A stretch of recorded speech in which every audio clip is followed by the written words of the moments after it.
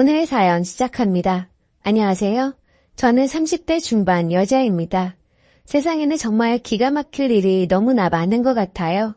그리고 세상에는 정신이 온전치 못한 사람들도 너무 많은 것 같아요.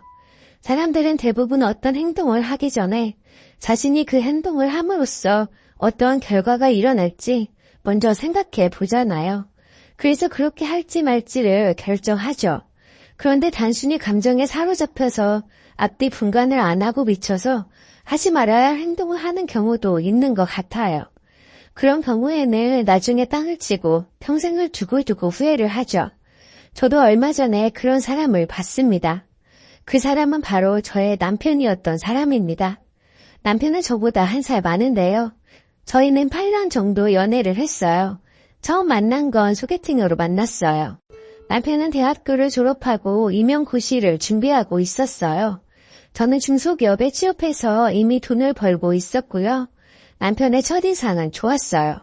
잘생긴 편에 속했고 성격도 착해서 첫 만남에 괜찮은 사람이구나 하는 생각을 했죠. 남편도 제가 마음에 들었는지 처음 만난 날 헤어질 때쯤 사귀자고 하더군요. 그래서 사귀게 되었어요. 남편은 3년 후에 임용고시에 합격했어요. 그러니까 3년 동안 데이트 비용은 거의 제가 냈어요. 그렇다고 저희가 비싼 곳에 가고 비싼 거 먹으러 다닌 것도 아니었어요. 남편도 저도 평범한 보통 사람이었거든요. 조금 검소한 거에 가까운 커플이었죠. 저희는 커피숍을 가기보다는 자판기나 편의점 커피를 마시며 걷는 것을 즐겼어요. 그리고 비싼 식당에서 기분을 내기보다는 멀어도 싸고 맛있는 집을 찾아다녔어요. 남편이 공부하느라 매일 만나지는 못하고 일주일에 1번 아니면 많아야 2번 만나곤 했어요. 남편은 좋은 사람이었고 만나면 즐거웠어요. 하지만 친구들은 남편을 만나는 걸 반대했어요. 데이트할 때 비용을 다 제가 내는 것도 그렇지만 친구들이 언제 합격할지도 모르고 어쩌면 합격을 못할 수도 있는데 언제까지 기다릴 거냐고 헤어지라고 했지만 저는 남편을 믿었어요. 3년 만에 남편은 임용고시에 합격하였어요. 남편하고 저는 합격 발표를 듣고 아주 기뻐서 울었습니다. 중학교 선생님으로 발령을 받았네요. 그리고 5년 뒤에 결혼을 하게 되었어요. 남편도 저도 결혼은 일찍 하는 것보다 연애하면서 충분히 즐기다 하자고 약속했었거든요. 그런데 결혼할 때 남편은 보탤 돈이 한 푼도 없다는 거예요. 시부모님이 잘 사는 편이 아니어서 도와줄 거라고 기대는 하지 않기는 했지만 남편이 일하는데 왜 돈이 없지 싶었죠. 그래서 월급을 타는데 왜 돈이 없는지 물어봤어요. 그랬더니 남편은 월급을 시어머니께 다 드리고 용돈을 타서 쓴다고 그제야 이야기하더군요.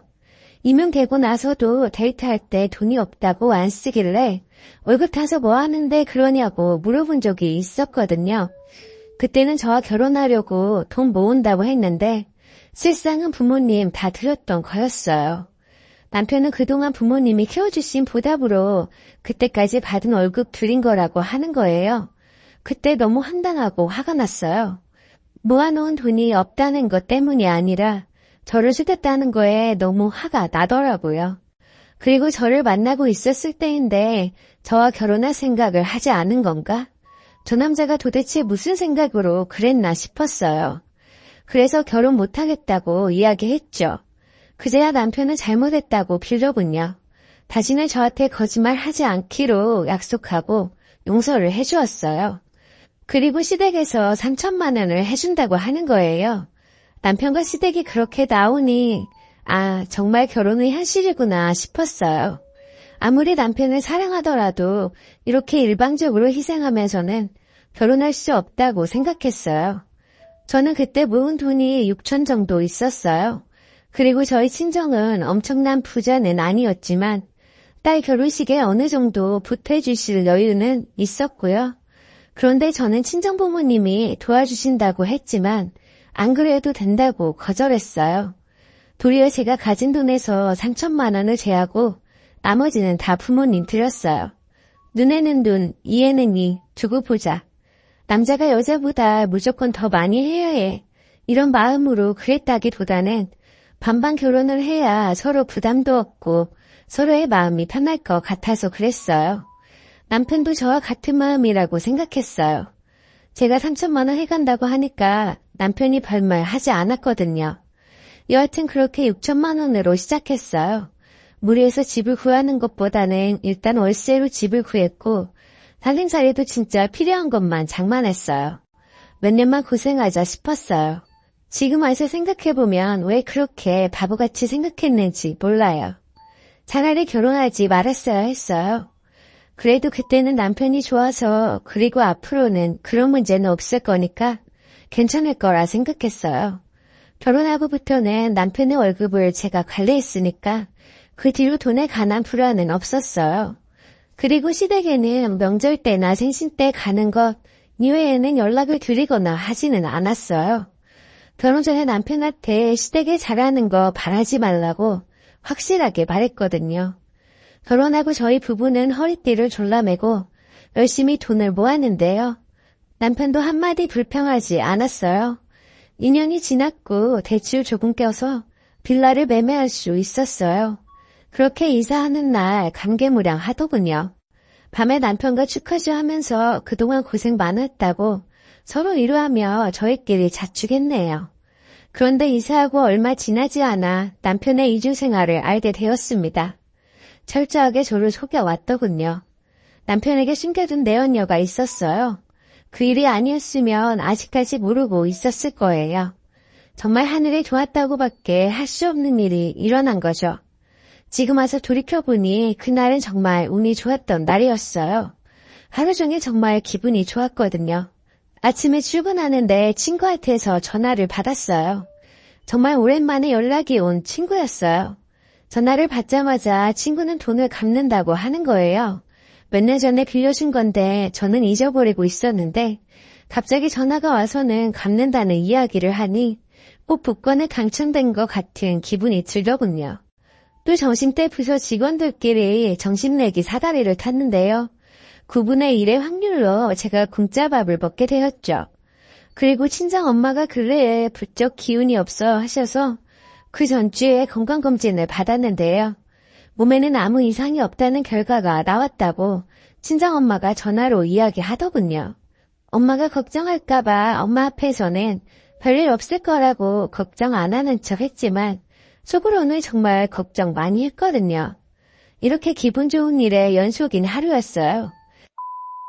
그런데 퇴근하고 집에 가는 길에 그것도 바로 집 옆에서 그것을 목격하고 만 거예요. 저는 평소에 내리던 정류장보다 한 정거장 전에 내렸어요. 회사 동료가 그러는데 자기는 출근할 때나 퇴근할 때 버스에서 일부러 한 정거장이나 두 정거장 전에 내려서 걷는다고 하는 거예요. 자기도 한지 며칠 안 되었지만 여유 있게 나오니 지각할 염려도 없고 운동 효과도 좋다고 하는 거예요. 가벼운 마음으로 시작할 수 있고 일부러 운동할 시간을 안 잡아도 되고 무엇보다 좋다고 하더군요. 하긴 저도 운동의 필요성을 느끼지만 막상 운동을 하려면 뭘 해야 할까?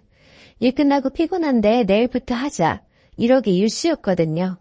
그런데 동료의 말대로 하면 정말 괜찮을 것 같아서 저도 그렇게 하려고 그랬던 거죠. 그렇게 평소에 다니던 길이 아닌 길로 걷는데 남편을 본 거예요. 거기 모퉁이만 돌면 바로 집이었어요. 남편은 혼자가 아니었어요. 어떤 여자와 이야기를 하고 있는데 보통의 이야기는 아닌 것 같더군요. 아무래도 두 사람의 분위기가 심상치 않아 보였어요. 그래서 저는 숨어서 지켜보기로 했죠. 여자는 화가 났는지 팔짱을 끼고 있었어요. 남편은 검지손가락만 세운 채 한 번만 이러는 것 같았어요.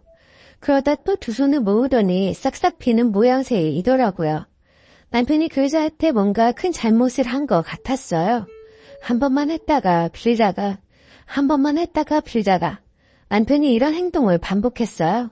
조금 뒤에 여자가 고개를 위아래로 끄덕거리더군요. 아마 여자가 남편을 용서한 듯 보였어요. 그리고 남편은 그 여자를 안더라고요. 그 모습을 보는데 피가 거꾸로 솟더군요. 당장에 가서 두 것들 머리채를 휘어잡고 싶었지만 그러지 못했어요. 저는 지금 이 상황이 무엇인지 아무것도 모르고 그리고 순간 당황해서 어떻게 할까 고민했는데요. 그러다 두 사람은 그 여자 차를 타고 어디론가 가버린 거였어요. 저는 집으로 들어와서 일단 물을 한 잔 마시고 마음을 진정하려 했지만 잘 안 되더군요. 도대체 남편이 뭘 잘못해서 그 여자한테 그럴까? 아무리 생각해봐도 한 가지 이유밖에 안 떠오르더군요. 그래요. 남편은 바람핀 거였어요. 저는 인터넷을 검색하기 시작했어요. 남편이 바람을 폈을 때 어떻게 대처를 해야 하는지 자세하게 잘 나와 있더군요. 먼저 절대 바람 안 폈다는 소리 못하도록 남편이 빼도 박도 못할 틀림없는 증거를 잡는 게 우선이라고 하더라고요. 그래서 일단은 제가 안다는 사실을 남편에게 비밀로 해야 했어요. 그래서 그날 남편이 친구를 만나 조금 늦을 것 같다고 전화 왔길래 편하게 놀고 천천히 오라고 했습니다. 남편은 그날 밤 11시 넘어서 들어왔어요. 뭐가 힘들어서 그랬는지 몰라도 집에 오자마자 바로 씻고 잠을 자더라고요. 저는 남편의 휴대폰을 뒤져보니 가관이더군요. 그 여자와 하루에도 전화를 수십 통씩 하고 문자도 엄청나게 많이 주고 받았더라고요. 저는 남편의 휴대폰을 한 번도 본 적이 없었기 때문인지 남편이 방심하고 있었는지 한 번도 안 지운 것 같더라고요. 그동안 주고받은 문자를 보니 그 여자를 어떻게 만났고 지금껏 어떠한 일이 있었는지 알 수 있겠더군요. 그 여자와는 3개월 전 친구의 결혼식에 가서 처음 만난 거였어요. 남편이 그 여자한테 관심이 있으니 만나자고 들이댔더군요. 그 여자는 유부남이라는 사실을 알고 있었고 그래서 만나기 싫다고 했더라고요. 그런데 남편은 저와 불화가 있어서 이혼을 준비하는 중이라고 그래서 지금 발거 중이라고 한 거예요.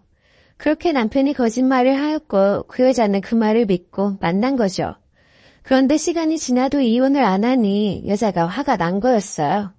그래서 집 앞에서 여자는 화를 내고 남편은 빌고 그랬더라고요. 저는 그날 뒤로 조금씩 남편 모르게 불륜 증거를 모으고 있었어요.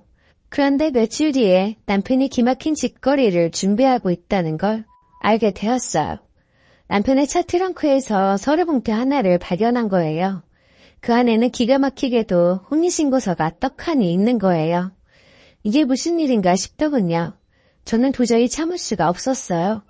저는 그걸 들고 집으로 올라갔어요. 남편은 잔다고 방에 들어갔는데 잠은 안 자고 방에서 불을 끄고 그 여자와 문자를 하고 있었나 보더군요. 제가 문을 확 열고 들어가니 놀라서 휴대폰을 허겁지겁 감추더라고요. 저는 누워있는 남편에게 서류를 던져버렸어요. 네가 사람 새끼냐? 야, 너 나한테 어떻게 그럴 수가 있냐? 이런 짓거리 하고 싶으면 먼저 나랑 이혼부터 해! 라고 했더니 남편은 갑자기 돌변하더군요. 야, 이거 뭔데 남의 꼴 그렇게 뒤지냐? 부부끼리라도 지켜야 할 선이 있는 거야. 너 사생활 침해야. 사생활 침해하는 게 얼마나 큰 범죄인지 몰랐어? 이러는데 정말 이 자식이 애들을 가르치는 선생님이 맞나 싶더군요. 무식한 게 어디서 사생활 침해라는 단어를 듣긴 들었나 봐요. 하지만 경우에 맞게 써야지 이럴 때는 쓰는 게 아닌데 왜 그런 소리를 짓거리는지 도통 모르겠더군요. 야, 이게 무슨 사생활 침해냐? 아, 네가 바람핀 게 사생활이냐? 그렇다면 내가 네 사생활 좀 침해할게. 그러니까 이게 뭐냐? 너 나 말고 딴 여자랑 결혼하냐? 그래, 나 이 여자랑 결혼할 거다. 아는데 당당한 남편의 모습에 조금 당황했어요. 뭘 믿고 저렇게 이야기하나? 정말 그 여자에 미쳐서 아무것도 안 보이나? 라는 생각이 들더라고요. 지금 자기가 하는 말이 앞뒤가 하나도 안 맞는 정말 말도 안 되는 소리인지 모르더라고요. 야, 너 진짜지? 이 여자와 결혼할 거지? 나 못 믿겠으니까 나 녹음 좀 해도 되냐? 그래, 하고 싶으면 네 마음대로 해라. 그럼 네가 녹음하라고 했으니까 녹음한다. 뭐라고? 너 나 말고 이 여자와 결혼한다고? 그래, 나 너 말고 이 여자와 결혼할 거야. 어떻게 나와 아직 이혼도 하지 않았는데 이 여자와 어떻게 결혼을 하냐? 이제 하면 되지. 그런 게 뭐가 중요하냐? 야, 이 돌대가리야. 그럼 그게 제일 중요하지. 뭐가 중요하냐?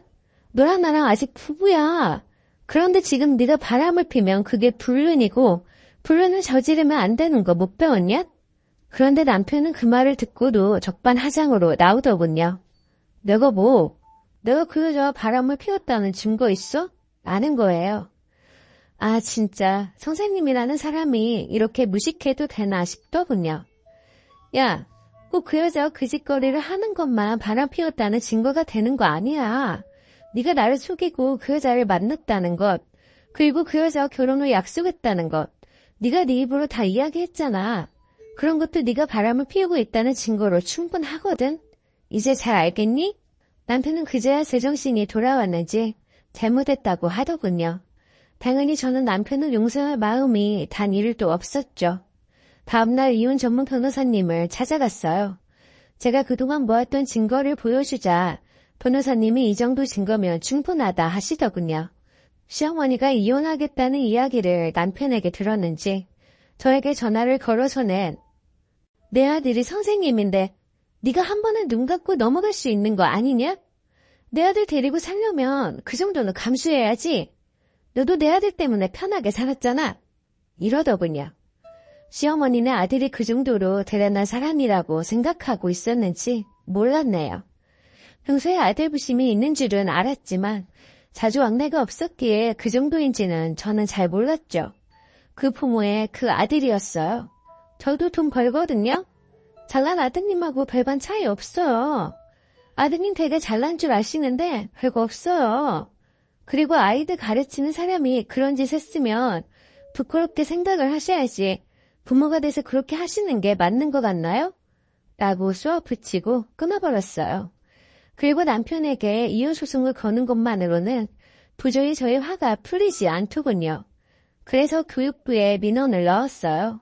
그런 인성을 가진 사람이 아이들을 가르친다는 게 도저히 말이 안 되잖아요. 결국 남편은 교직을 박탈당했어요. 그리고 그 여자한테 상간녀 소송도 걸었네요. 그 여자는 찾아와서 마음대로 해보라고 그래도 자기는 남편을 사랑한다고 하는 거예요. 참 뻔뻔한 여자더라고요. 그런데 남편이 학교에서 잘리자 그 여자는 남편 곁을 떠나가더군요. 그걸 보니 뭐 때문에 그 여자가 남편을 만났는지 알겠더라고요. 얼마 전에 이혼 결정이 났는데요. 재산 분할을 유리하게 하고 위자료도 받게 되었네요. 상간녀 소송도 끝나서 그 여자한테 위자료를 받았어요. 이렇게 남편과 끝이 맺게 되었네요. 이렇게 되니 남편과 결혼할 때 생겼던 문제가 생각이 나더라고요. 결국 제 발등은 제가 찍은 셈이네요. 처음부터 그런 사람하고 결혼을 말았어야 했는데 누구를 탓하겠어요. 그래도 아이가 없는 상태에서 끝이 나서 다행이라고 위안 삼고 말려고요. 전 남편은 그 여자에 미쳐 바람펴서 결국 이혼을 당하고 위자료 물고 학교도 잘려 백수가 되었네요. 이제 그 나이에 다시 일자리를 알아보게 생겼네요. 저는 아무리 생각해봐도 억울하지만 더 이상 후회하면서 인생을 낭비하지 않으려고요. 그 사람을 생각하는 것조차 제 인생을 허비하는 것이라는 생각이 들었어요. 제가 바람을 펴서 그렇게 된 것도 아니고 요즘 세상에 결혼 한 번 실패한 거는 흠도 아니라고 하대요. 끝까지 들어주셔서 감사해요. 다음번에는 정말 좋은 사람을 만난다는 사연을 올리게 되었으면 좋겠네요.